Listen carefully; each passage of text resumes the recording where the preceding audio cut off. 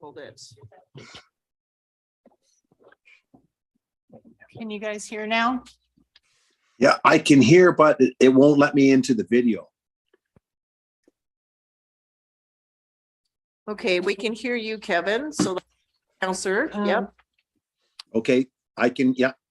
Video on again, like start your video. I turned it off earlier. It says you cannot start your video because the host has disabled it, All right. but I can hear you now. That's it. To start your video now. Okay. Thank you. Okay, we can see you and hear you. Counselor McMath, can you just try testing your microphone? Can you hear me? Yeah, perfect. Okay, thank you very much. In terms of where we were, it was just, we approved the agenda and I read out the public hearing notice that we do, so you can go back and watch that on the webcast after. But Matthew will, or Mr. Powell will start with his staff presentation now. Thank you. All right, thank you. Should be a short presentation. The owners.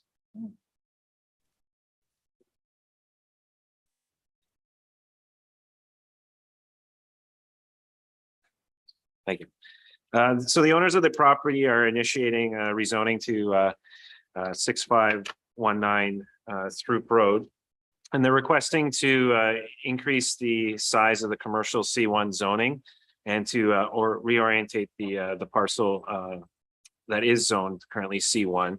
And that's to increase it by approximately 550 square meters and then to decrease the medium density multifamily RM2 residential area by approximately the same amount.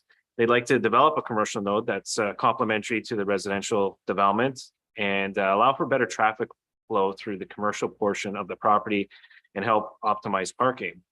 In addition, having the primary commercial frontage along Charters Road will be advantageous as it relates to anticipated District of Sauk road improvements along Charters Road and the Throop Road corridor. As well, there was a previous rezoning back in 2007 that addressed development requirements that are triggered at the development permit and building permit stages. So those matters had been addressed at that time and registered against the property. So at this time, we're just looking at as I mentioned, minor rezoning to address the reorientation. On the next slide, this is just it's just showing here the current zoning on the left-hand side of where that commercial block is. And then on the right side of the frame, you can see where that's now being shifted so that it's along the Charters westerly boundary of the property. So with that, staff are in support with proceeding with third reading of the bylaw. And that concludes my presentation. Thank you.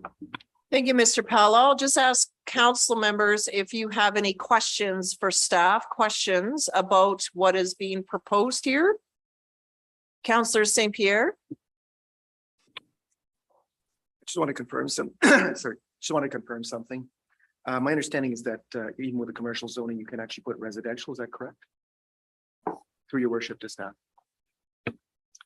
Correct. The use would be residential above the first floor. So whatever use they determine that's non-residential in nature on the first story, with then residential above based on the zoning regulations for setbacks, number of stories, etc. Thank you. The next question would be, based on the configuration that you have right now, the C1 is, you've moved it sideways. There's more frontage on Charters. Is there a particular reason why it's not the entire length of Charters? Given that there might be a reason, the proponent might have to come forward for an application to get another amendment if, for example, they decide to move further down Charters with commercial or maybe move it down. I'm just curious as to why it's not in some ways larger, but In fairness to the applicant, the reorientation was looking at the original plans that were being proposed for this parcel when the frontage was primarily along Throop, and then changing that so that it could go along Charters and that there wouldn't be an extreme deficit of commercial space. It was making sure that through all of this and knowing that other frontage improvements and the like would be required along Throop Road, that we could still acquire that amount of commercial space, just having it allocated now along Charters Road instead of Throop. So I think one way to look at this would be then that it's the residential piece that would be losing a little bit of parcel area, but we could still maintain a sufficient commercial space. Asking to have additional commercial space wasn't certainly in the applicant's the applicant wasn't looking to have more commercial space acquired at that time. So really we're just respecting that change in orientation so that they could proceed to an ultimate development permit stage if this was supported. Okay, Counselor Pearson, then Bateman. Yes, thank you, through the chair. And I'm not quite familiar with the transportation master plan in this area. The Throop Road connector, is it going to be affected by this? Is the setback going to be sufficient enough if we decide to go ahead with that Throop Road connector through that area?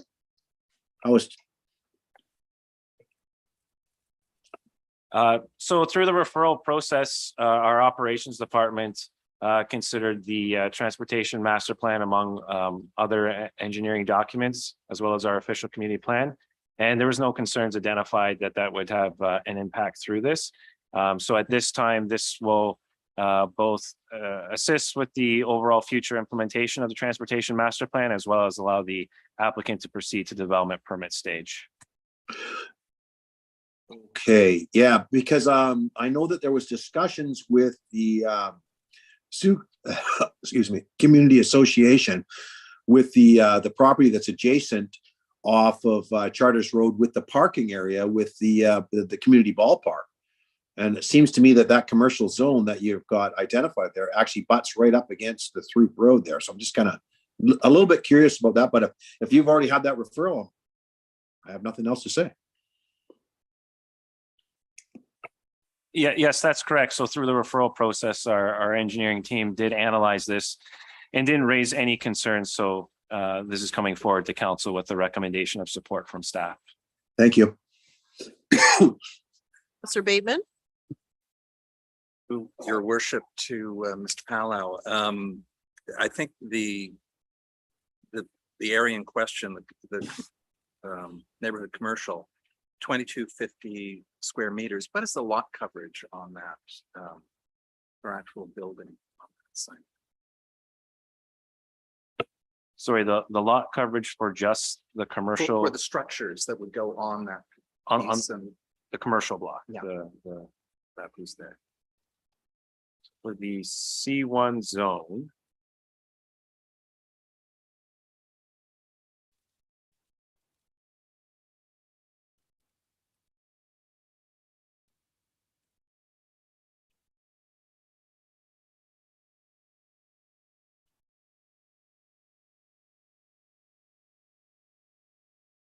Thank you. So on the screen there, you can see the commercial piece and then where it's on the right side. So for the C1 zone, the maximum lot coverage would be 70% since it's within the sewer specified area. So 70% of that commercial component could be allocated for proposed future uses. right. And so the assumption would be the remaining 30% or a portion thereof would be for car park Landscaping and the like. landscape. Okay, is that it for, I see that's it for council members. So I would now like to invite any members of the public that would like to comment on this rezoning to please come forward. This public hearing, it's specific though to 6519 Throop Road. So public comments for 6519 Throop Road only, please. Whoever would like to go first, it's completely up to you.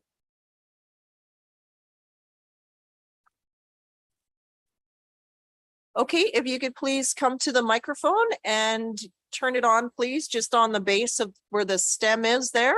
And we just need your name and where you live, please. My name is Sue Flynn and I live in Souk. Okay. All right, so my question is, the area that you have on your map, I'm not really clear. So when you talk about this portion at Throop Road, I'm not really clear what this other portion is all about. Like, what is that consisting of? Like, where is this? Because I walk this area and I'm very familiar with it. So I'm just curious of what is going to be done here too. Even though that this, how your map shows up on the screen doesn't match this picture. And when you send this out on the map of this in the paper, it's not the sign down at the property. So I'm a bit confused with the information you provided. Okay, we get a staff response. Thank you, Ms. Flynn. So the portion of land that's hatched that the speaker was referring to was the RM2 residential portion of the property, which would be the residential development component of a future proposal by the developer for that property. So the area in question regarding the reorientation of the C1 is right at the Throop and Charters intersection, and then the remainder is all of the treed area to the back behind the Charters project as well, and then going around back below, there's a stretch of the old road dedication plan as well.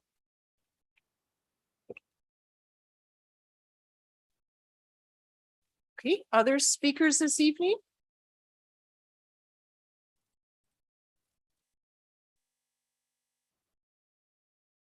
Any other speakers for a second time?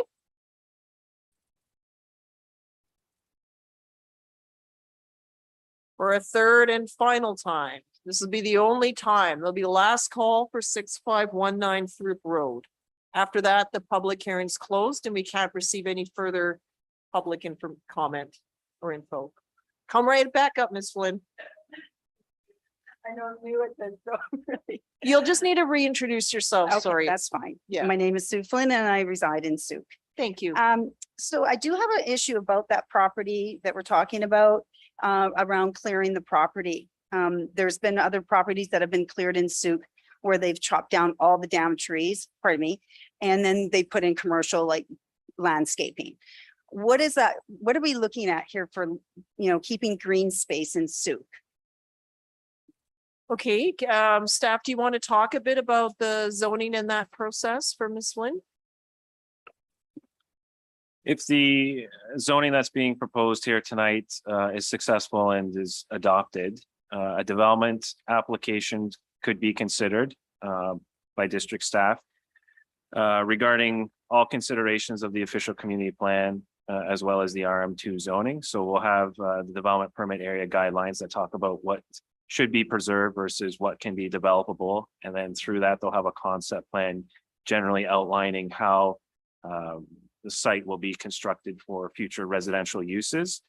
And then if that receives a development permit, that might then further progress to either a subdivision process, or in some instances in multifamily development, it could be a phased development agreement. So there would be multiple phases to a multifamily development, given that it's a RM2 zoning.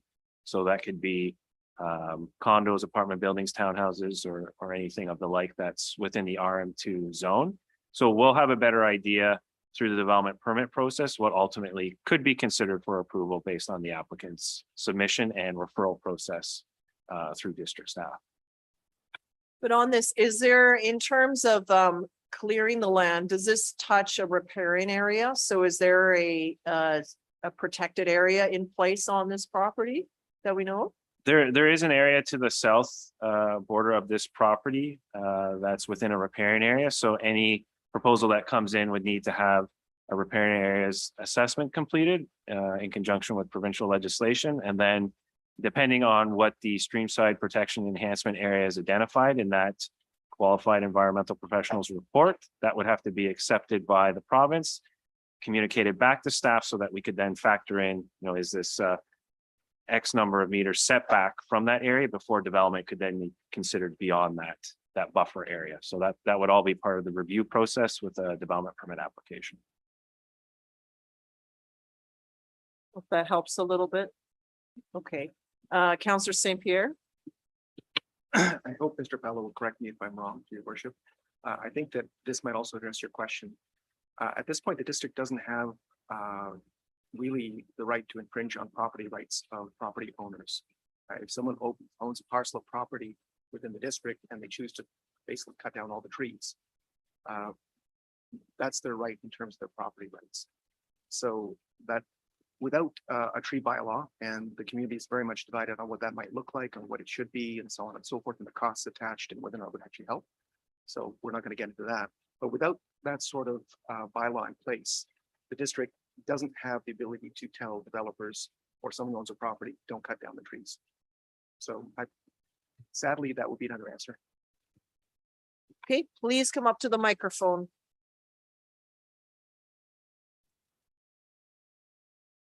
You just need to turn it on, please. My name is Christy Knutson Wirtz and I live in Souk. I have a question for Mr. Palau. And that is that 8.3 acres owned by Chris Bucci, is that included the riparian area? Or you said the riparian area was to the south and there might be some kind of stream side protection to that. So I'm wondering if that is included in the 8.3 private property. So the size of the parcel that's been indicated, what we do is we take the entire total parcel area that's indicated for the titled area. And then through a development permit process or any other type of development process that triggers the riparian area assessment, that area would then be potentially deducted from the total area that could be developed on, because now there's a certain buffer area. So for however long of a distance with whatever area, a buffer setback, that would be what sometimes we refer to as the no touch area. That's where a qualified environmental professional's report would indicate what shouldn't be done and what could be done to protect those areas. So it could be fencing along the buffer boundary, could be signage. There's a number of recommendations that we defer to the qualified professionals report. And then that then gets built into the development permit process to ensure that the applicant provides for those recommendations in their development. And then that's carried through throughout the construction period. So then that there could be an environmental monitor that's required on site to then indicate, yes, everything is being done in coordination with those reports that they've prepared, as well as any other conditions that might make up the development permit that gets issued. I have one more question. Do I have to introduce myself again or can I continue? Okay, thank you. My question is, I'm here to learn about how local government works. So this is a learning experience for me. Is it typically standard operating procedure for somebody with a large parcel of land like this to come to the District of Souk and make incremental changes drib by drab, instead of coming up with the full grand scheme of what that individual plans to do with the 8.3 acres? Because it sounds like it's all incremental, a little bit here, a little bit there. We're moving it from horizontal to longitudinal on this thing. So it's a very small thing that they're doing, but it sounds like down the road, there might be some major plans on that 8.3 acres. So I'm wondering, is this very typical of developers that they do this in dribs and drabs and we don't have the ultimate vision that they have? I would say that it depends. Depends on the land, depends on the project, depends on what they encounter on the land, what the zoning is on the land, whether or not they can proceed with the zoning that exists.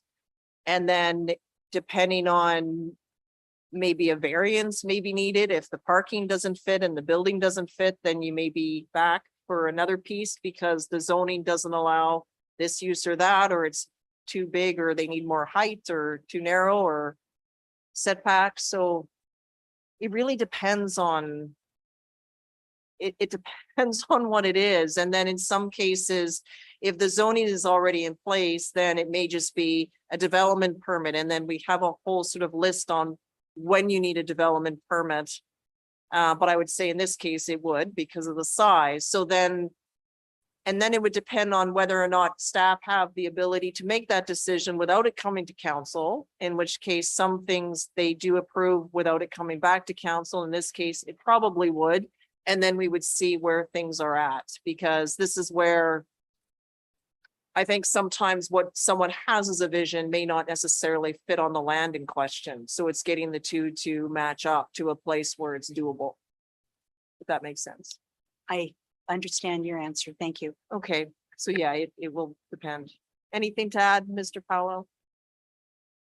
No, that was going to be my very response, is that, you know, with each application that gets submitted, it's reviewed on the merits of the applicable policies and specific to the development proposal that they're considering. So in this instance, this is a rezoning application. We're looking as these land uses the most appropriate, given that they're utilizing the exact same zoning that's proposed on this parcel, and they're just reorientating based on what we know from our transportation master plan.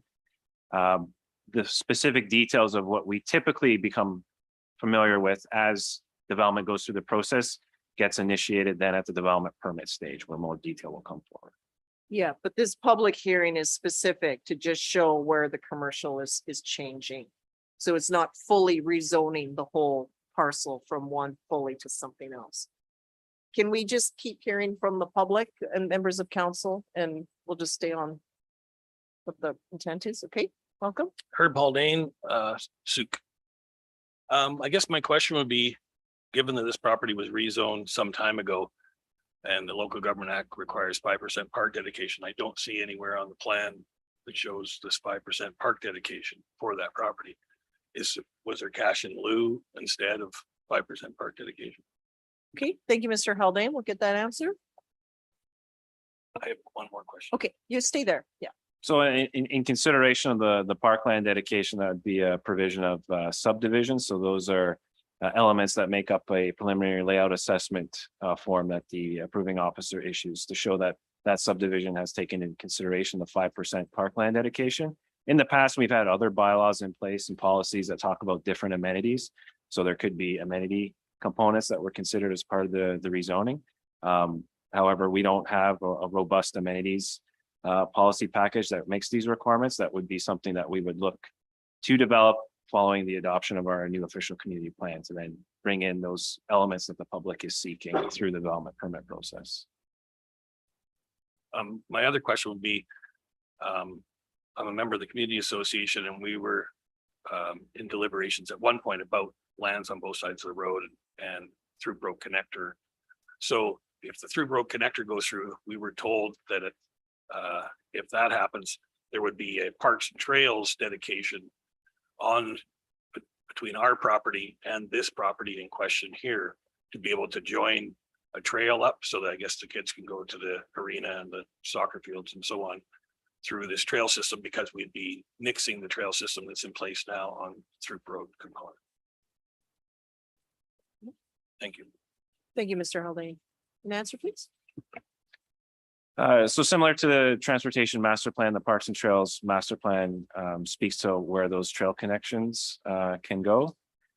So that would be something through the development permit process. We'd want to ensure that those required connections from our master plans are being included in those development permit applications. So when we receive a proposal, if they are not, then we'll follow up and have those discussions with the applicant to see how they can revise their site plan to include those connections. Okay, so development permit phase. Okay.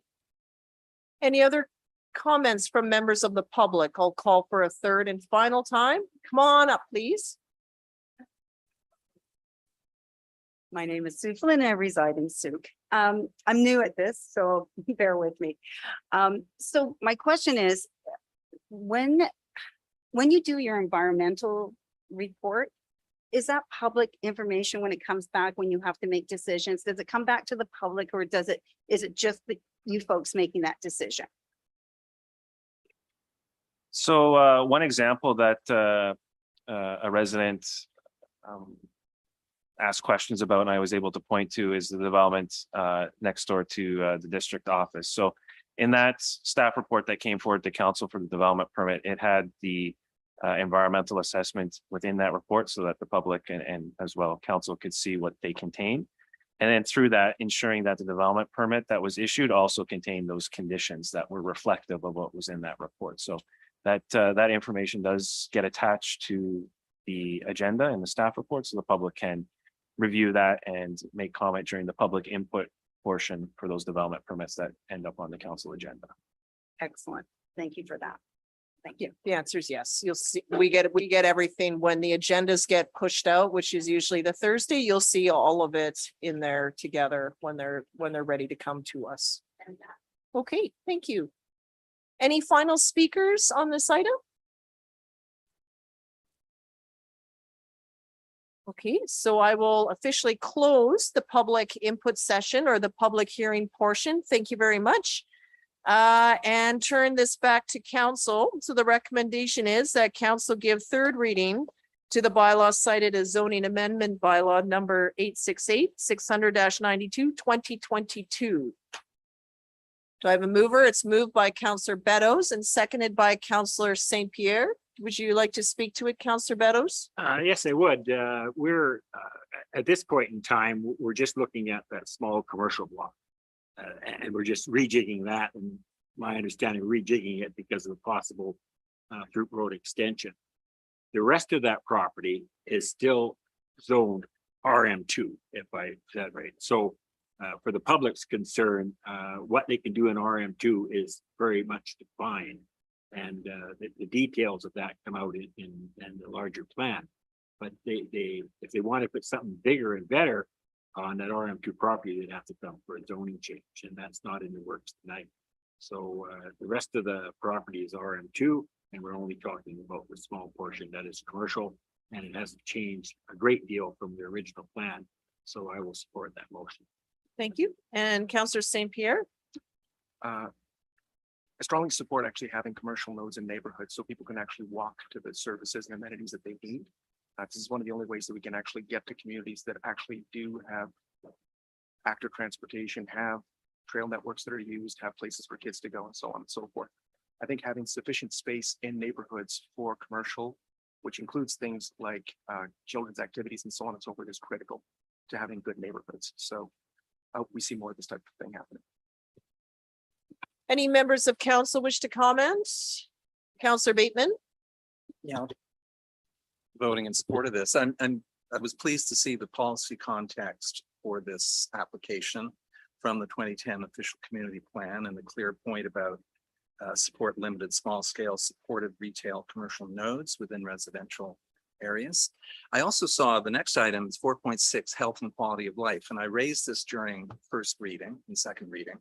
And that is the prospect of a convenience store, a Max or a 7-Eleven located so close to our schools. And I think the reply at that point was, well, kids will find their way to the sweet stuff regardless. But in this, have I read this? The health and quality of life, promote a healthy corresponding built environment, housing, roads, pathways in order to increase the opportunities for local residents and visitors to make healthy lifestyle choices. So I agree with Councillor St. Pierre that a developer has the opportunity to bring in who they wish. At the same time, we have a new community economic development officer starting tomorrow, and hopefully that individual will be able to work with applicants to ensure that at least local, they're going to buy their sweets, let them buy them local. Anyway, that's my. Okay, Counselor Lajeunesse?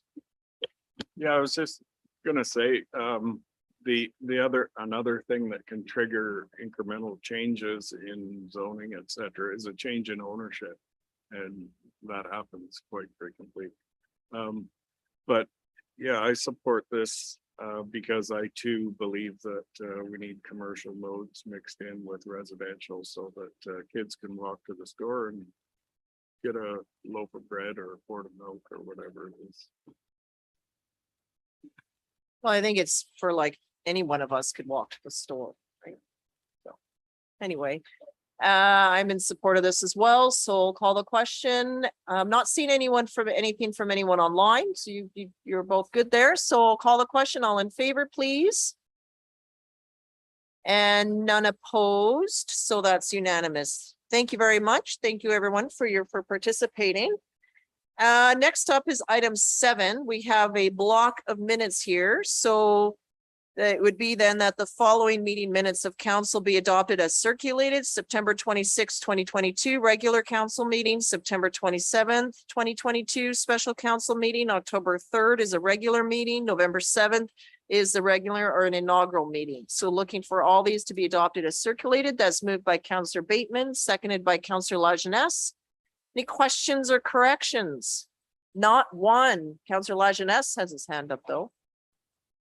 Just, yeah, a couple minor things here. That the September 26th meeting on page 39 of 146, when asked, Mosaic indicated that they would be willing to provide assistance with the Tabamula River crossing, Little River. And also in page 59 of the inaugural meeting of November. Okay, you need to slow down because when we're looking at this, it doesn't show those page numbers. So can you be more specific, like in the meeting minutes, is it page 7 of 10, 6 of 10, Page 50, 5 of 10? 5 of 10, okay. Okay, so that you're making a change there to 8.2? Thank my assistant. Sure. But are you looking to add something? Yeah, just that Mosaic indicated that they would in fact be willing to provide assistance with the Little River crossing. Is that something that we've been working on for several years without? Potentially. Okay, So I think maybe staff can maybe just verify that and okay, and then on page 59 of 146 in the agenda, and let me just see which. so this is the inaugural meeting you're in now. It says staff present, Norm McGinnis, and Norm was present, but he's officially on leave. Whether that's relevant or not, I don't know, I just saw it. Thought I would point it out. Okay, so maybe we can just make an amendment there. He was in the room, but we'll make that change. Okay. So I'll look to move, we'll call the question then to move the minutes as amended, please. All in favor? Any opposed? That's unanimous. Thank you. Sorry, Wasn't Mr. Schaefer in the room? So yeah, we're missing Mr. Schaefer from there. Nice catch, Counselor Bateman. He was in the room. I know you were. Yeah, okay, so we caught that. Okay, good. Thank you. Okay, item 8, report of the CAO, Mr. Schaefer. Your worship, nothing other than to say welcome back. Oh, well, thank you. Well, it's to all of us and Kevin, Counselor Pearson as well. Okay. Item 9, please, is our public question and comment period. So this is for all remaining items on tonight's agenda. We would like to open that up for members of the public to comment on all remaining items. Every speaker would have up to 2 minutes to speak. We just require your name, the municipality of your residence, and let us know which item you would like to bring our attention to. Come on up, Mr. Brown. You just need to introduce yourself though, so our counselors viewing at home can hear you. My name is Don Brown. I'm from Souk, and I'm speaking to item 12, the fourth reading of the rezoning of our property at 5686 Woodlands Road. And I just wanted to pass on a comment, a point about that rezoning and what has happened to us. One of the requirements, and before we do this, this rezoning, this reading of the fourth reading, was to get a covenant on the land to assure that we would pay for the rezoning, pay for the affordable housing, $3,000 for each lot, which for us was a total of $6,000. For that, we had to hire a lawyer and have a process go through with dealing with the template of the district. We were quoted a couple of quotes from different lawyers, and they were about $900. And we thought, well, we'd have to do it with that. To spend $6,000, we had to spend $900 on a lawyer.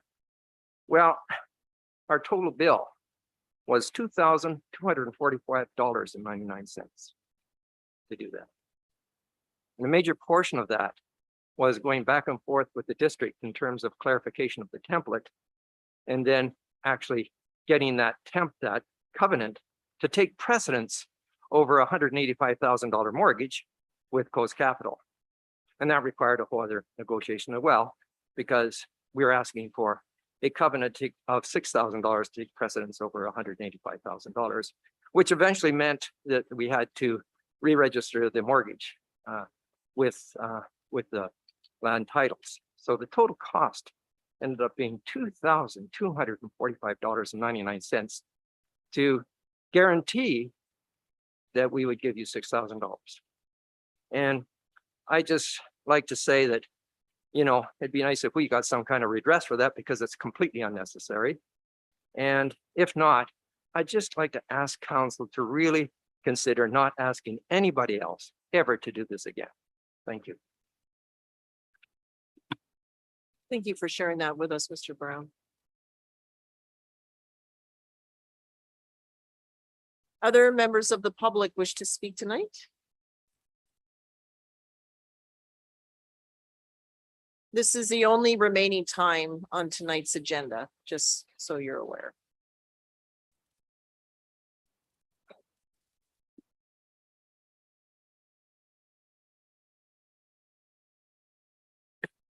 Herb Haldane, 3118 C Otter Point Road. With some information similar to what the last speaker who sat up here, your affordable housing policy says $1,000 in order to donate to the district, but the district requires $3,000. The district has no bylaw. They have a policy that says $1,000. They have no bylaw that gives them the right to ask for $3,000. And in order to get the $3,000 guaranteed, they ask us, because I've done this, they ask us to put it into a covenant on the property. So it guarantees that you're going to pay that once you go to subdivide. So the whole idea here is if you do want the $3,000, and I don't think Mr. Brown is even saying he doesn't think he should or won't pay that $3,000. You have to come up with a better system for collecting the money that shouldn't cost $2,000 or $3,000 in legal fees. And I went through the same process similarly, and I even brought it up at some of the all candidates meetings. So the point being, Mr. let's come Haldane. up with a system so that we don't have to pay the $3,000 legal fees. That's all. Okay, thank you. You're alerting us to something within our process that needs attention, so thank you for that. You bet. It's just that that particular item not on the agenda, it sort of takes us away from what we're here tonight to meet about, but it's important and we thank you for raising it. We'll hear from you though when we bring it forward. Okay, thank you. Okay, anyone else on the agenda? See no other movement? We're good. Okay, we're carrying on. Thank you, everyone. Okay, so our first item here is our consent agenda. So it's just item 10.1. So that would be that item 10.1 be adopted by general consent. Moved by Councillor St. Pierre, seconded by Councillor Bateman. And did you withdraw I something? would like to withdraw item L Okay, from the correspondence. item L. So procedurally, that'll come to our next meeting, or it's been pulled for tonight? Can someone let me know? Through your worship, that's up to council. I believe that Councillor Bateman has a motion he would like to put forward, and I think that just depends on whether or not council is willing to consider that motion, whether they have enough information at this point in time. Okay, so what we can do then is, we received the letter. This is in regards to the Legion and the Cenotaph. So we will pull that for next week, but we'll read your motion into the agenda as a notice of motion for tonight. And then the two will land on the next regular meeting. Okay, good. Councillor St. Pierre? I would suggest that just in the future as a part of policy, in terms of how a council operates with this type of request, which makes a lot of sense. Given that the actual body of the correspondence is not in the agenda, that means the public cannot actually comment when we're actually debating the motion. And they can't comment ahead of time. They have no ability to do so because correspondence is not in the body of the agenda. So I think that whenever this sort of thing comes up, the correspondence needs to be addressed in the next meeting. Yeah, so that's what we're doing. With good rationale. Yeah, thank you. Okay. So I'll call the question on adoption. All those in favor, please. And that's unanimous. Thank you. Next up is our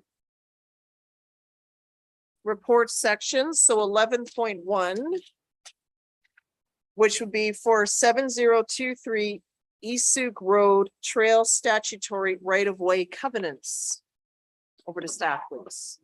Thank you, worship. Through your worship, the council, report for consideration tonight is the trail statutory right-of-way adjustment for property 7023 East Sioux Road.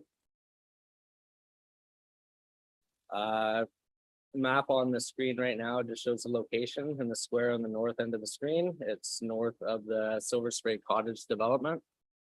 The two existing right-of-ways are shown over the next two slides that are being proposed to be amended. Both of them are located on the property 7023 East Sioux Road. These are in the agenda as well. The locations in red are the areas that they're going to be adjusted from, to the areas in green where the statutory right-of-ways are being proposed to be adjusted to, along the south side of the, well, south on the map, going up the backside of the subdivision down to East Sioux Road, and then the trail will connect to a pedestrian gravel pathway along East Sioux Road to the statutory right-of-way that goes down to Friendship Beach near the harbor. Staff are in support of the realignment of the statutory right-of-ways and recommendations for council's consideration.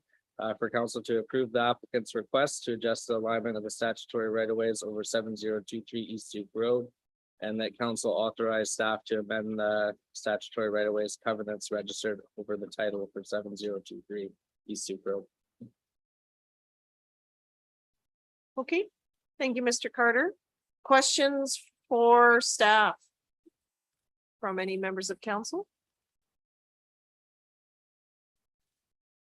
Nope. The applicant was here the last meeting that this arose.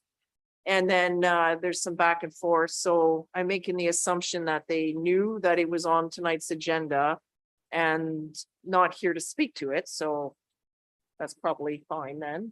Yeah, There would be an agreement then. Yeah, so through your worship to council, we worked with the applicant on this, and I believe the owner is present with us this evening. Oh, okay. Oh, thank you. Hi there. So you haven't spoken, so that's a good thing.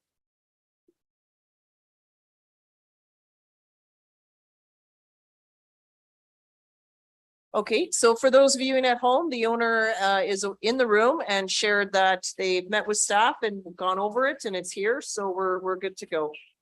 Councillor Beddoes? Just scanning for all hands, not seeing that, so then Councillor Pearson, go ahead, please. Oh, no, I was just, never mind. I thought the question got called. Sorry. Hey, nope, he's fine. So there's two, these can go together, is that correct? Yep. So that council approved the applicant's request to adjust the alignment of two statutory rights of ways over 7023 Sioux Road, Lot 2 V1P 77658 and Lot 3 VIP. And that council authorized staff to amend the two statutory right-of-way covenants registered on title over 7023 East Sioux Road, Lot 2 VIP 77658 and Lot 3 VIP. Okay, moved by Councillor Beddoes and seconded by Councillor St. Pierre. Would you like to speak to it, Councillor Beddoes? Just that I do appreciate staff going the extra mile and sorting this out, because it was pretty contentious at the last meeting. And thank you for all your hard work, and it's come to a successful completion. So I'm in favor of the motion. Excellent. Councillor St. Pierre? Nope. Comments from anyone else? Councillor Bateman? Yeah, I'll just echo what Councillor Beddoes said. That we were fortunate enough to be included in the email chain, but Carter and the applicants, and it was a civilized, clean, clear process, the addition of the crosswalk. And just clarifying the confusion over those trails that were covenant trails, and then the new suggestions. So thank you very much for the quick work on this. That was just, what was it, 5-6 weeks ago that we sat here last and said we'd get this up. Thank you. Great.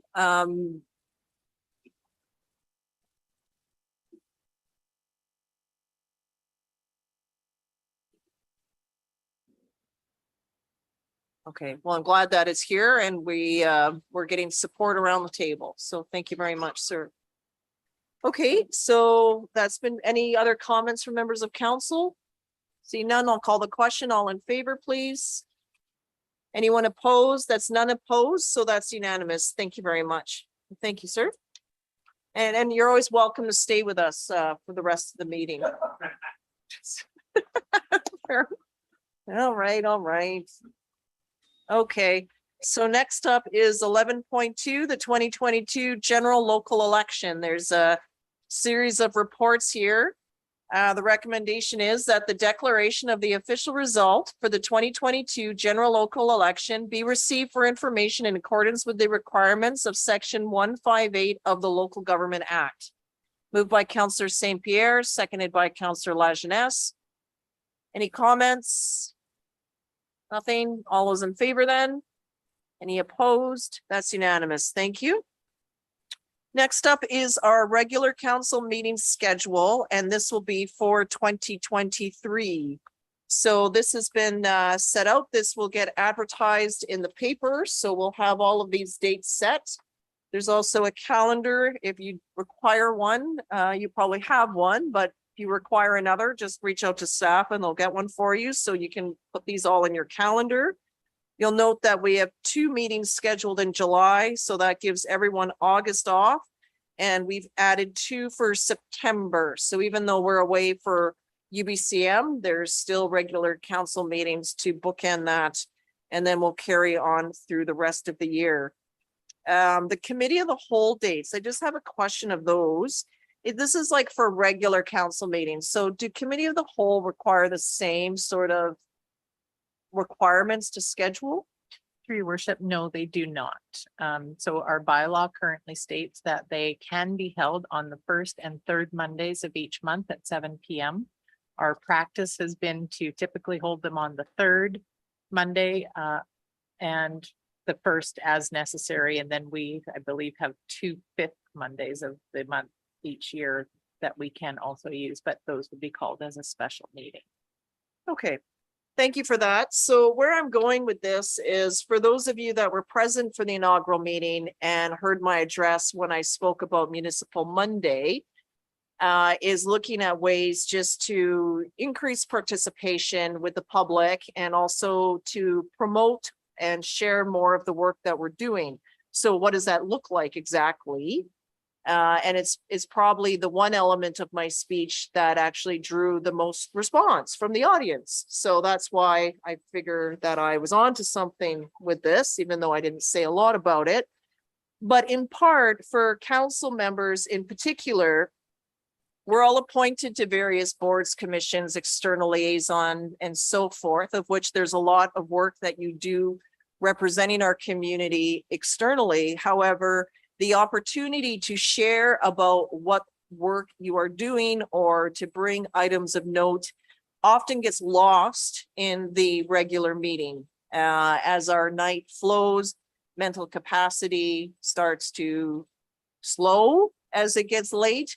And usually we hit a certain point where you're sort of talking to an empty room and everyone just really wants to go home. And there's a huge list of things you want to share on. So that's not working for anyone. It's not working for, and I think it's unfair to the council member that put in the time to do all that work. We do want to get home, so we're also keeping people from getting there. And really the public, for the most part, is tuned out at that point. So we're just not getting that outreach, and we're also not sharing that, or we don't say very much at all because we're mindful of the time. So in some ways, I'm thinking that we could shift that work to a committee of the whole, where there's more opportunity to showcase the work you're doing. And there's going to be times where we all need to really advocate and to be on the same page with that work. I'm thinking of the CRD, the regional growth strategy, when it came to water and how that water service delivery impacts us out here, even how regional trails, of which an abundance, are located in our neighborhood. Changes to the Galloping Goose, for example, what's happening in the word of treaty that can be shared openly. Many of you are, even when you go to UBCM, are doing really good work advocating on resolutions, as Councillor St. Pierre has done and Councillor Pearson has done previously. So I'm just looking for a way to amplify that, where we're not all just tired and wanting to get home, right? Because I know that you love listening to me for 20 minutes as we reach midnight. So looking at how we can shift that so that it's more impactful. Also on Tony or Counselor St. Pierre's, wow, I'm really just losing all formality here. On correspondence, maybe there's another way of handling correspondence. Maybe it could be in a committee of the whole where we can spend a bit more time on that. So, and also with delegations where we're not crowded here, and then have a full list of business to get to. Sometimes the delegation comes in at the last minute, but can hijack up to an hour of our time at the very start of a meeting. I don't think that's fair to people that have been waiting for a long time to have their matters heard, or staff that are waiting on reports because they're being also pushed down the line. So things to think about in terms of how to restructure committee of the whole and how to make our time together more meaningful. So that's where I'm looking at that. The other piece in my address, I said that if you're not coming to us, I meant public, we will come to you. So what does that look like when I say that the town hall is coming to you? Well, it could be in one community, a way of getting more youth participation was they scheduled a committee of the whole at their high school and found relevant matters impacting our young people and shared it at the committee of the whole. So I thought, hey, once a year, we partner with EMCS and actually have a committee with a youth focused at the high school on a particular Monday. The other one would be the community hall. Let's bring our work to the community and find a way where it can work in the community hall. Now, I know logistically, those meetings could not be webcast nor recorded, but that's why if they're in committee of the whole setting type, there's stage and audience and the like, and see if that makes a difference. So yes, it is. I am a bit of a square. I get that, but I'm just trying to go with what I know, build capacity on finding more ways to engage and to get valuable input. So we do have other areas where it might work. The museum has a great outdoor area as well. Could we do something informal there? So that's where committee of the whole still has structure. I don't know what it would look like in the outdoor area of the museum, but perhaps I think of another community. They had their youth jazz band present before every council meeting, and that drew in a significant number of folks who wanted to hear the music and also into certain areas. So I think I took I took it seriously when I saw turnout drop so significantly in our community. When local government to me is the level of government closest to the people, and we interfere and upset everybody routinely, and yet we saw low turnout. So we need to find a different way of business and a creative think out of the way box. So that's where I'm going with committee of the whole in New Year. So stay tuned on that, but I just want to put that out there and have you all think about it a little bit. Ms. Machado. Thank you, Your Worship. I know that you had mentioned about potentially changing the time, and did you want to take this opportunity to direct staff to bring forward an amendment to the council procedure bylaw? Yes, if you could please, committee of the wholes will start at 1 o'clock next week on Mondays. And so that would make sense that we look to do that. So what would the relevant motion look like? Well, we have a motion on the floor, right? It's been moved and seconded, and I just started talking. Maybe I just started talking. It's been a while. Yes, Your Worship, the motion for the meeting schedule is currently on the floor, so you could deal So- with that one and then. So maybe I'll do a separate motion. Okay, so that's where I'm going, and I look forward to other ideas from members of council. We've all been to the conferences where we've heard what others are doing to improve engagement. So I look forward to you going back through your notes, spending a little time thinking about it. Think about what would make it appealing for you to come to a meeting. Some say having some sort of a hot meal or a pizza sometimes is a good motivator for members of the public, but I'm not saying we need to do that, but something just to think about. Okay, all right. So I'm going to call a question. Sorry, All we those- don't have a mover and second. We don't have a mover. Okay.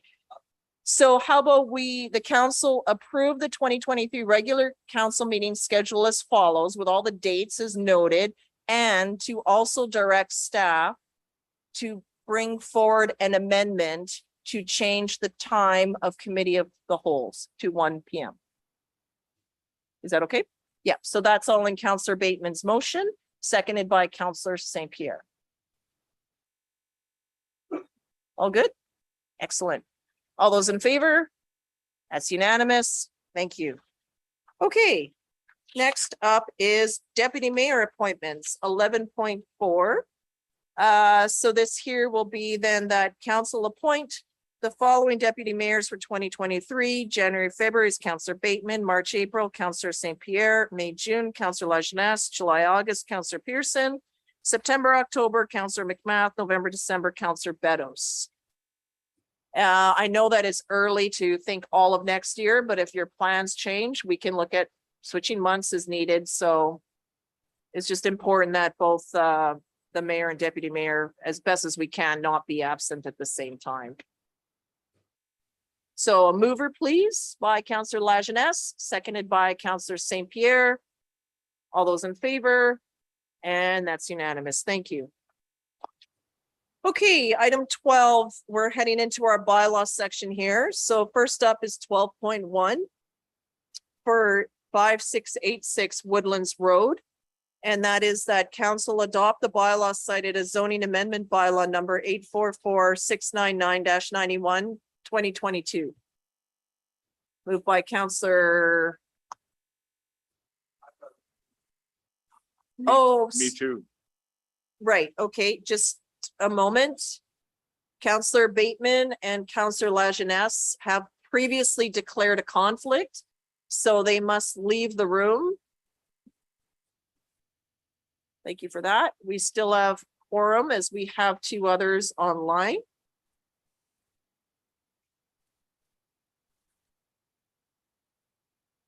Okay. Moved by Councillor Beddoes, seconded by Councillor St. Pierre. All those in favor? None opposed, and that's adopted. Thank you. And Mr. Brown, you have raised something that we're mindful of, and I appreciate you sharing that experience with us. I know that's not easy to do that.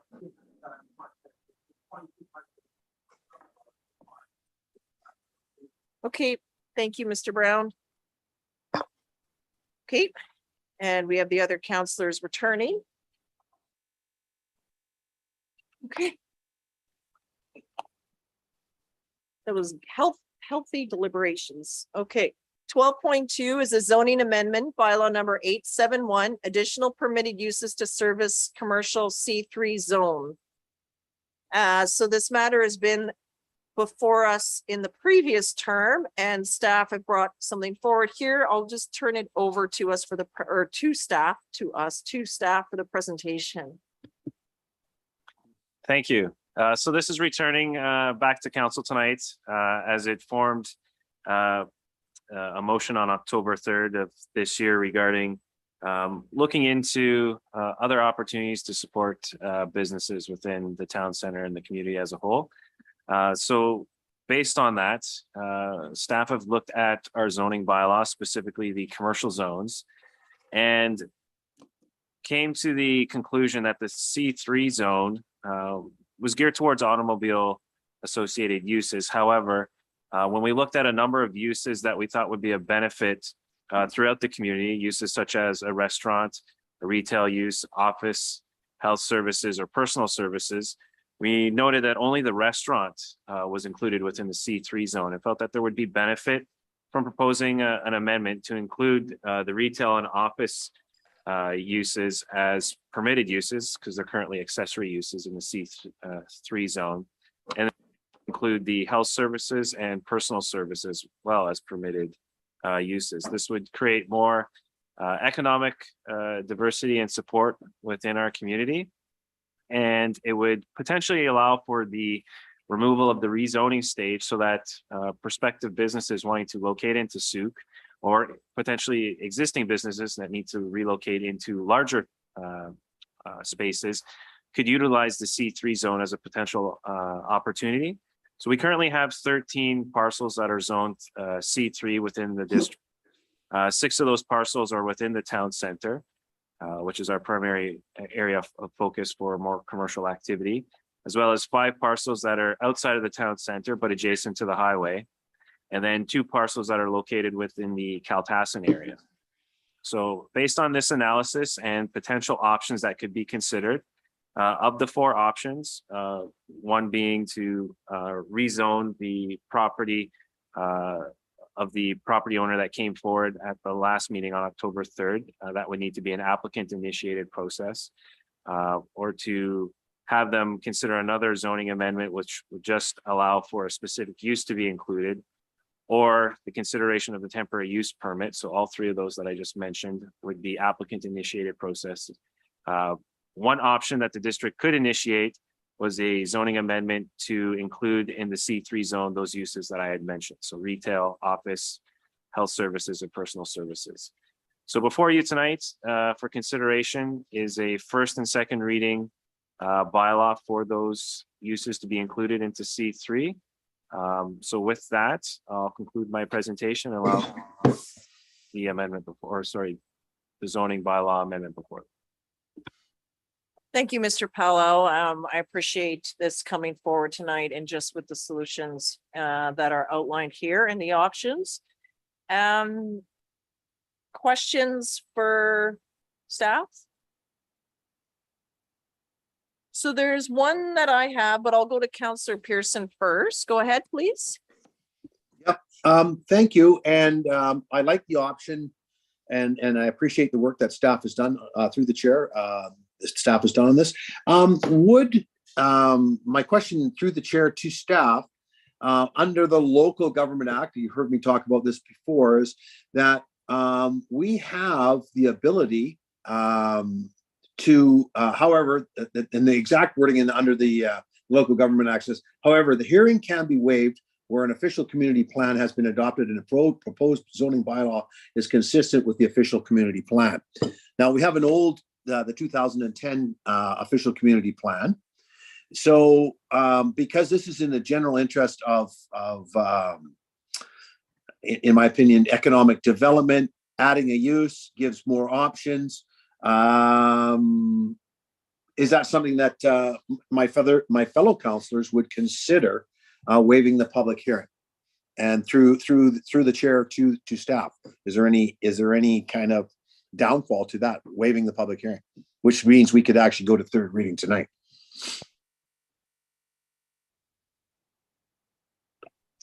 That wouldn't be recommended by staff, given that this addresses a number of various parcels throughout the district, not just specifically within a town center area where we could argue the compliance with the official community plan could be achieved. This is looking at a much larger community-wide approach. And so typically through those processes, we like to allow the public to have that opportunity to comment through the public hearing process, that opportunity as well.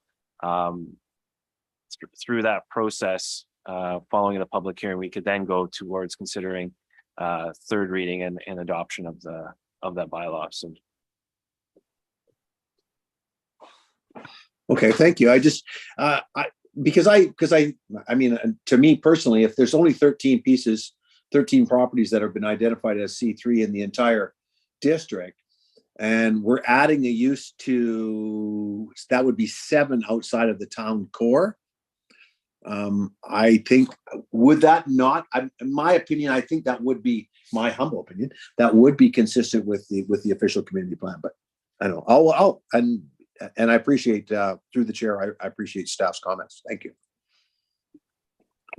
Yes, one item that I neglected to mention was that when you do waive the requirement to have a public hearing, a notice still has to be indicating that we are going to be waiving that requirement of the Local Government Act. So given that notice has not been provided, we wouldn't be able to then proceed to third reading tonight.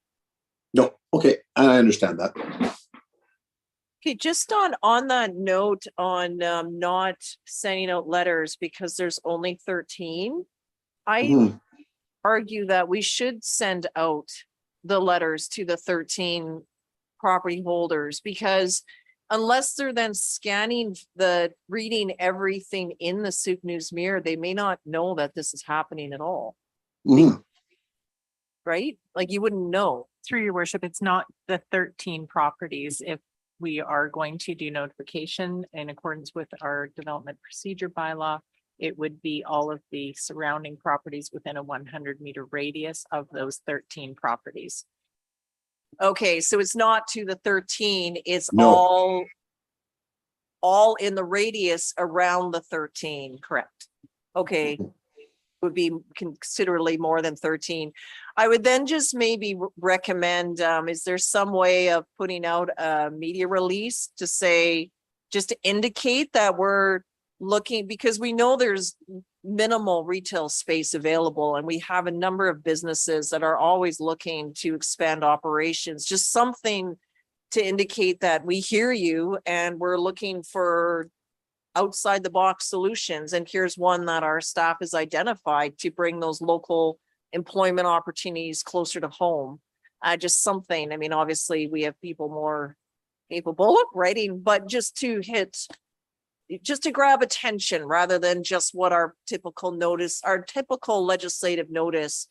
It just doesn't captivate necessarily. It does, but it doesn't. Councillor St. Pierre. Just a quick question for your worship, the staff. It's gonna sound dumb, but surrounding properties, but including the properties affected? Yes, that's correct. Good, just, thank you. Okay, any other questions? Councillor Bateman. So in terms of the public hearing, would we be seeing a public hearing at our next regular council meeting? I think it's the 28th. No, it would be the meeting in December, as we aren't able to meet the timelines for the publication for two consecutive editions of the newspaper. Okay. Yeah, there's 2 consecutive ads needed.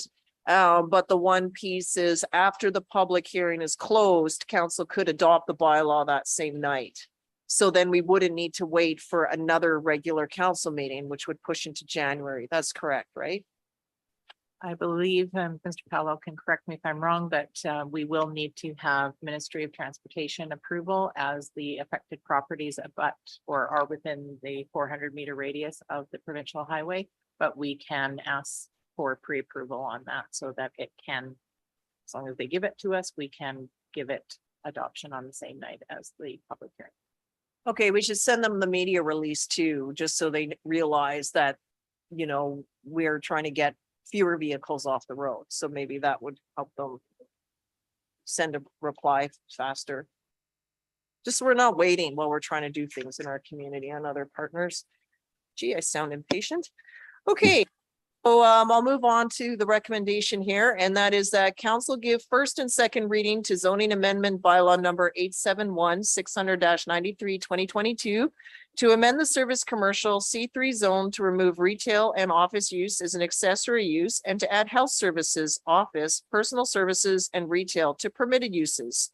And that council authorize staff to schedule a public hearing for zoning amendment bylaw number 871 600-93 2022 in accordance with section 466 of the Local Government Act.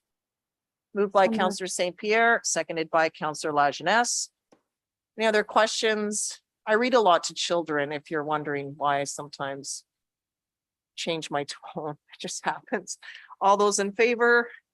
And that's unanimous. Thank you. Storytelling. We read a lot of books in my house. Even council agendas. Seems to put my son to sleep. Okay, 12.3 fees and charges amendment bylaw 2022. We have a report and a recommendation to rescind. Yeah, through your worship to council, the report was brought forward for council, given third reading on October 3rd. I didn't have the bylaw amended to match the report. It was still contents of the old bylaw, so we're asking council to consider to rescind third reading of the fees and charges amendment bylaw 867 and give third reading as amended, which matches the report that was brought forward on the 3rd. Okay, sounds straightforward. I think it is.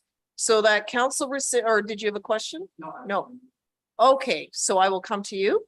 And that is that council rescind third reading to the bylaw cited as fees and charges amendment bylaw number 867 752-07 2022.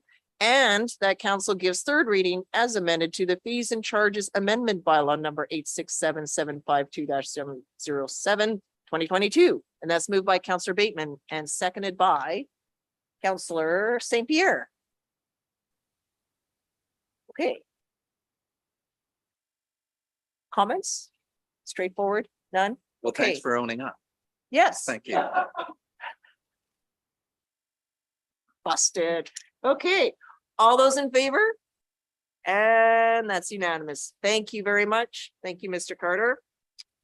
And item 12.4, municipal consent for bylaw number 4502, emergency communication dispatch service bylaw. So this is I have, been sorry, just to dealt with, I interrupt. think, already by the CRD. And so I think if we did not consent, it's kind of too bad anyway, but it's in our interest to consent. This is the change. Sorry, can you hear me? Now I can, but There you're, we go. Sorry, I have to recuse myself because I work for the fire dispatch center. So if you want to text me, and I'll come back and just join the hold- meeting. don't leave the Zoom box yet, Ms. Machada. Sorry, it's the next CRD bylaw that has already been received by or approved by 2/3 of the participating municipalities. So this one that in front of you for the emergency services is not a done deal. Okay, but Counselor McMath still needs to recuse herself, Yes, I so, will put Counselor McMath in a waiting room and bring her back when this item is done. you're gonna go into a waiting room for now. Okay. Okay. All right, so that was my mistake. So this has not yet been endorsed by the board. It's just, I've talked about it a lot at the board, it seems. So it is the transition of our fire dispatch services from Langford to Saanich. And so that was we were part of a larger RFP that was done by the CRD to bring those municipalities over to Saanich. My understanding, it was a very smooth transition. And Chief Ryder is nodding there, so it's still local, all as well. So basically, this is the final piece here. And so I do recommend that because it's gone through that whole process, the CRD did that because that was a service that they took care of on our behalf. I believe this is for 5 years, if I'm not mistaken, and but we can follow up on that to see what the renewal looks like, but there will be some cost savings coming our way throughout this transition, which every cent matters in local government. Ms. Machada? Thank you, Your Worship. Just to mention, the cost savings will be realized as long as the majority of the participating municipalities endorse this bylaw. Currently, the service is charged based on population.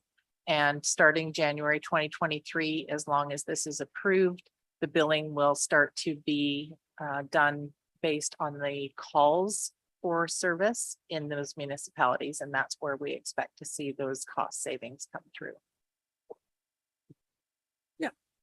Excellent. Counselor St. Pierre? Okay, so that is that council consent to the CRD bylaw, the CRD adopting bylaw number 4502, emergency communication dispatch service establishment bylaw number 1, 2012, amendment bylaw number 2, 2022, cost apportionment amendment. Goodness. Moved by Counselor St. Pierre and seconded by Counselor Lajeunesse. Would you like to speak to it? Just a quick comment. This seems pretty straightforward, given that looks like CRD is moving this direction anyway. If it's generally ratified.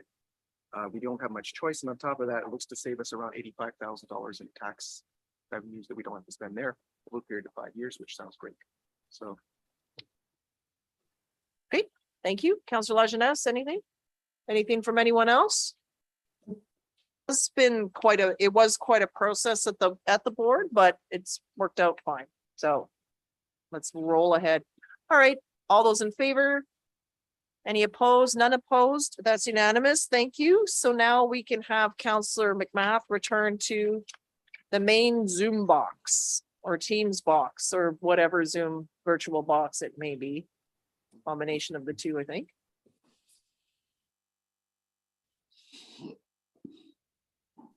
We'll just wait. There we go.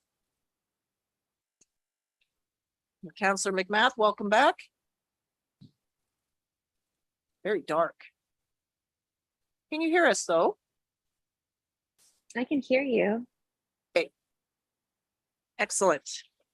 Okay, so now we're on to 12.5, which is the municipal consent for bylaw number 4506, Regional Parks Loan Authorization Bylaw. So this one here has already cleared the board, so it's just coming to us as a bit of housekeeping. So if we chose not to consent to this, it's still going ahead anyway. So I think at this point, it would be that council consent to the CRD adopting bylaw number 4506, Regional Parks Loan Authorization Bylaw number 1, 2022. Moved by Councillor Beddoes, seconded by Councillor St. Pierre. All those in favor? And that's unanimous. Thank you. So this is where it's sort of an example of why I'd like to beef up the committee of the wholes, because while I'm at the board and Councillor Bateman attends them all and we keep in touch as an alternate, it's likely the rest of you have no idea what we were just talking about. So having a more way to inform that, unless you read all of the CRD minutes and all of the media releases and subscribe to them, it's a lot to keep up with. Yes. You have a point of order. Point of order, yes. Okay. I had a question about this and it's too late to do anything about it now, I guess, but the Regional Park Service has identified land acquisitions of 25 million. Do we have any idea where these land acquisitions are intended to take place? Yep, you'll see that all if you go on to the regional parks and look through that whole realm there. Sometimes they're known and sometimes they aren't, because if it's in its land, as you know, is in camera, same as it is at the regional board. But when you look through their whole strategy, you'll have a sense of what the folio looks like and what would make a parcel of land fit that particular mandate of the regional parks. There's quite strict criteria there. Okay, new business would be your notice of motion. Or did you have another? Note that as it currently stands, acquisitions west of the Sauk River remain a priority for the CRD. And there are a number of have been discussed in camera potential spots for that. So I guess we'll see. Yeah. How that progresses. Okay, your notice of motion. You turn on the microphone. So this, I won't give any preamble, I'll just read it. That a memorandum of understanding regarding cenotaph maintenance and upkeep be arranged between the District of Sauk and Royal Canadian Legion, branch number 54, and that a to be determined line item for as needed maintenance and upkeep of the Sauk cenotaph be included in the provisional 2023-2027 5-year financial plan. Okay, thank you. So procedurally, this is a notice of motion. So Councillor Bateman is reading it into the record and it will come to the next regular council meeting for discussion along with the correspondence that was already pulled. They'll come together. So there's no further action on it. Thank you for providing that in advance so that we can have it up on the screen. Get a gold star for that. Okay. So in terms of the other correspondence that we already pulled, that's automatically going to the next agenda. So that puts us right into council verbal reports. Wow, look at us. Is that clock right? It's 8:24. Okay. We went through a public hearing and a whole bunch of things. So it's a good hour for some council updates thereabouts, right? Who would like to kick it off first? Councillor Beddoes. Yeah, I went to the drumline thing on movie on Halloween night and it just teemed down rain. But they still had a good turnout and they still managed to play their drums underneath the tarps and things. So all in all, it was pretty good. So I was very pleased to be there on behalf of Sauk. The other thing is I attended a Christmas Bureau meeting. Not so much from council's point of view, but I was very alarmed to see, and I think this is good to hear for everybody, is that Santa's Anonymous had closed a month earlier than they normally do because the demand was so high. And our food bank is extremely concerned. This is going to be a very, very heavy year. So I just want to put that on everybody's horizon. The fire department, again, attended that meeting. They were super. What they've got planned, how they're going to go about raising money for the Christmas Bureau / food bank. So it is really, really great to see that in this community, we have so many people that are dedicated to making this a better place for everybody. It's just that it's going to be a tough year for a lot of people. And the food bank, Christmas Bureau is well aware of it, and they're gearing up. Well, that's a very important thing. That's it. Thank you, Councillor Beddoes. Councillor St. Pierre. Very briefly, just wanted to note that after a long hiatus, Remembrance Day celebrations were memorials were held, and that was really good to see again. The turnout was amazing from the community. So many people were there. Wonderful afterwards too. I couldn't believe that we got free beer, but just good to have that again, and great for the community turnout. I'll come back to you. I was just going to make a note on that thing, but it just. Okay. Well, no, I'll come back to you. Councillor Lajeunesse. Yeah, thoroughly enjoyed the Remembrance Day ceremonies, and thanks to the Premier for coming out and showing the space in Souk again, and yeah, it was good to get together with the community for that. Councillor Bateman. Okay, so Souk Homelessness Coalition. Well, first of all, the election campaign was actually a lot of fun for me. And I thought it was a really a clean, fair,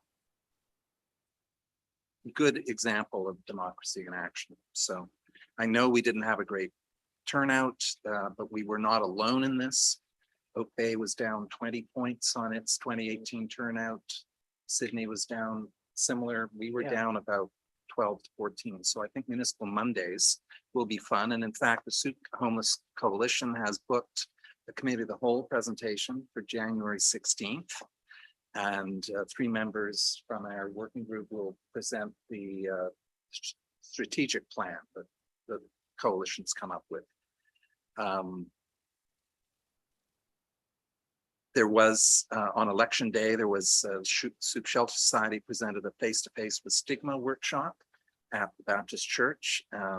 Remarkable, these were led by people who have experienced and continue to experience issues around homelessness and addiction, and hear their stories, learn to see the person and not the condition. The same workshop was offered, as we've heard here earlier, to Parks, Bylaw and Fire Services, but for the district, and Souk RCMP have now expressed an interest in having their own workshop on the subject, stigma and dealing with homeless individuals. I attended, along with a number of us, the second of the 2 orientation sessions the town of Esquimalt held with consultant Tracy Lawrenson.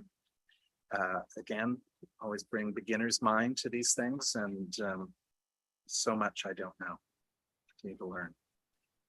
And yesterday afternoon, I attended, along with Councillor Lajeunesse, the Mary Brown Memorial Fund concert fundraiser at the Anglican Church. This was organized by the Souk and Juan de Fuca Health Foundation. And this fund has already, it's just been around for, I think, 18 months or so. They've already paid for counseling services at the Souk Family Resource Society and the Souk Shelter, and purchased equipment for Air Manor and the West Coast Family Medical Clinic. So they're off and running, and it's really vital. You know, we talk here about the downloading, well, the uploading by the community to support needed services. And finally, I went to a farewell reception at the Souk School District 62 headquarters for our 2 longstanding Milnes Landing trustees, Margot Swinburne and Bob Phillips. They were saluted for their many terms and years of service, 23 and 26 years respectively. So they offered, yeah, really, can you think of that? Gosh. They offered very eloquent goodbyes and noted the importance of hiring the right people and also the importance of lines of succession. So they took a great deal of delight in passing the torch on to the trio of Watson, Logans, and Gow. So. Thank you, Counselor Bateman. Counselor McMath, do you have anything to share out?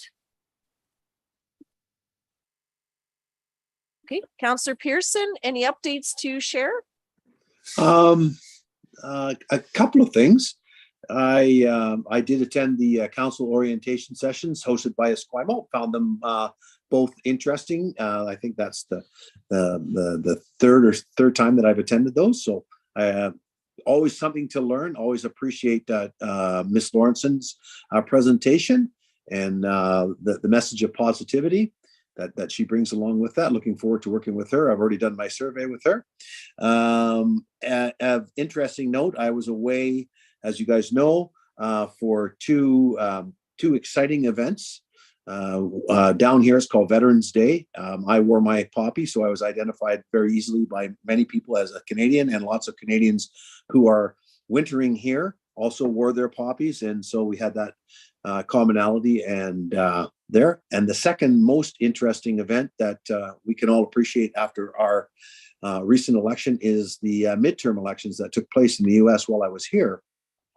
And I could tell you that our signage that we have in our district for running for election is quite benign compared to some of the signage that you see down here of protecting gun owners' rights right out on the side of the street, and things that we don't really consider in Canada, and let alone Souk, that are advertised, and people actually packing firearms in grocery stores here. So like citizens, so things that I haven't really actually seen before. So I think I'm very thankful for where I live. That's a good reminder, Counselor Pearson. Thank you for sharing that. Counselor Beddoes. Yeah, just one more thing on Remembrance Day. I did notice that the RCMP had a very large contingent there. A lot more Mounties in red than I know that we even have in Souk. So I went to the sergeant and I asked him, and he says they are local RCMP members that live in our community that decided to don the red serge and come out. And it was very impressive, and I thanked him on behalf of Souk just for their presence. It sends a very good message to our community. It was good to see that veterans, and they marched up the street from the detachment, so it was pretty cool. Thanks for sharing that, Counselor Beddoes. Some of the folks viewing got some really good pictures as well, so it was really great to see all of that. So thank you, everyone. Just some updates that I'll share out. It was great to see such an excellent turnout for Remembrance Day. Also there was coverage of Souk on CTV News. So I knew the camera reporter person a little bit, so I thanked him for coming out, but it was Premier Horgan that sort of drew media out. But when we actually watched it, they sort of highlighted the event starting just outside of Esquimalt and then Victoria and then right away to Souk. So it was nice to see our community. There's a good shot of you, Counselor Beddoes, in case there's, yeah, there's a good shot of you. And then I could pick myself out of the crowd a little bit, but yeah, it was the focus obviously was on our premier, and it was nice to see him. Thank you for attending the event at Sea Park. That was great. Halloween was busy, certainly in my neighborhood. I think we had around 450 trick-or-treaters on our street alone. And it's always a lot of fun. So I just want to give a shout out to my neighbors because they do a lot of work, some of them over a month of working on the haunted garage to provide something fun for the kids, and then all the treats and decorations. So in some ways, I just want to recognize folks in their neighborhoods who do these fun things for the community. It's another sort of unspoken volunteer thing that they do, and I think it's great, and it's really good. A few things that are coming just over at Sea Park. If you're there during practices, the concession is running. It just seems sort of, it's been a while, so it's sort of a feature that's really nice. The Festival of Trees is coming up, so that's another piece. Also with everything opening in Sea Park, and many of our minor sports are taking advantage of getting kids active and socializing and enjoying the sports. So the Thunderbirds is the name of our U7 teams, U7 and U11. So this is anywhere from about 6 to 10 are both going to be playing during a Victoria Royals game in December. So during the intermission, the U7s will be playing on the big ice. So it's kind of a big deal for those kids. And the U11s will be playing in the second intermission. So it's a great way for us to get out and enjoy the Royals, and also to see all the little ones out on the ice as well, if they make it out. My son is in U7, so I'm just curious what will happen that night. They're also doing next Tuesday, I believe, or the 29th, I believe, will be their fun night with Santa. So there's sort of a Christmas event occurring at Sea Park. And then folks can either go into the pool or into the public skate, but Santa will be present and there'll be activities for kids and the like. The CRD is hosting an event at the Charters River Salmon Interpretive Center this Saturday. I believe it kicks off at 11. The salmon are starting to make their way upstream now, as you may know, thanks to the rains that have come. It's not sensational salmon, although that's what I wrote down, but it's a great way to see the interpretive center and to see all the work that they're doing up there this Saturday. Speaking of the CRD, orientation for the board starts off this coming Wednesday, as well as board priority setting over several Wednesdays now into the new year. So Councillor Bateman and myself will be participating in those. The Chamber of Commerce, our local Sauk Region Chamber, is doing their community awards night this coming Saturday. So they're doing something different this year. It'll be at EMCS. They brought in a comedian and some entertainment. They're going to do hors d'oeuvres and do something different and something new. So looking forward to that. And I'll be representing council as we've sponsored an award, so I'll be there to hand it out. Also with Royal Roads, the president of Royal Roads have invited all the West Shore mayors out to a visit and a tour. So I'll be participating this coming Thursday. And I've also received a speaking opportunity with their one of their international classes that is visiting. So that'll come later on in the month, or first week of December, I believe, or end of November, sorry. So I'll be putting together a presentation for that, talking about leadership at the local level, and then we'll likely share highlights of my international work in Cambodia, in rural Cambodia.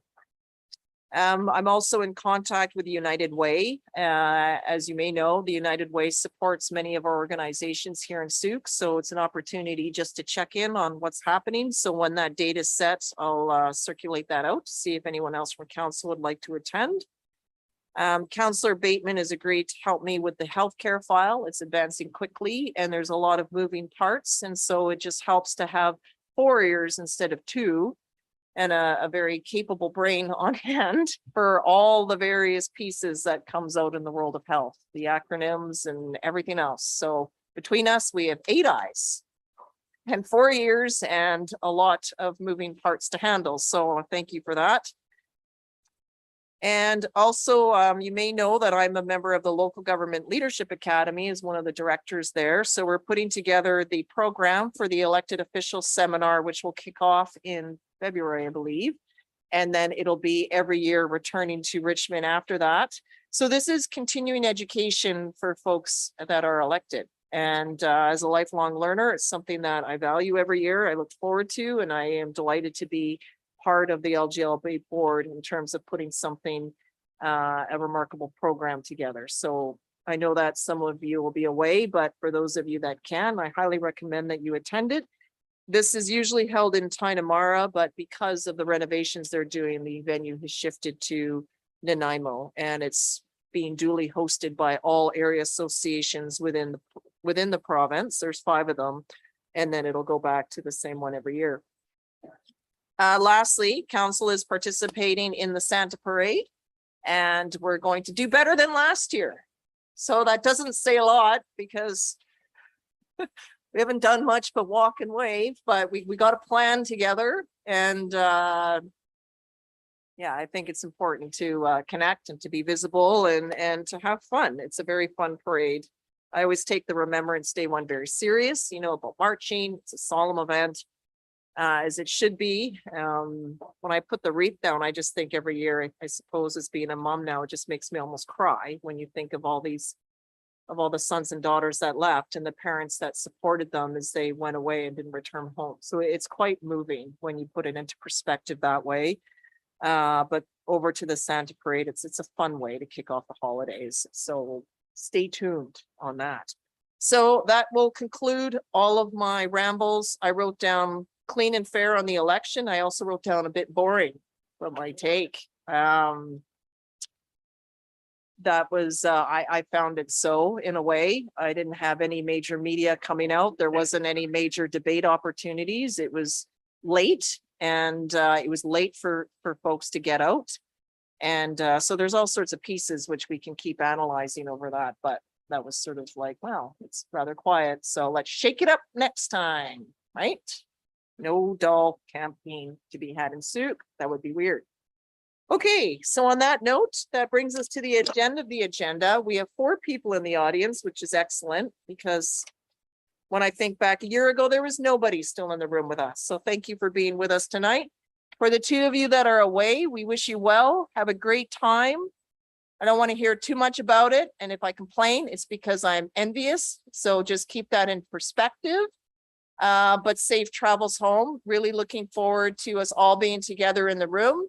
But glad you're able to participate with us virtually tonight. So thank you for being there. I'm sorry about the technology, but that's how it goes. It worked out in the end. So keep in touch and we'll see you soon. Safe travels home. Look forward to having you. And on that, motion to adjourn, please. Moved by Councillor Beddoes, seconded by Councillor St. Pierre. All those in favor? And that's unanimous.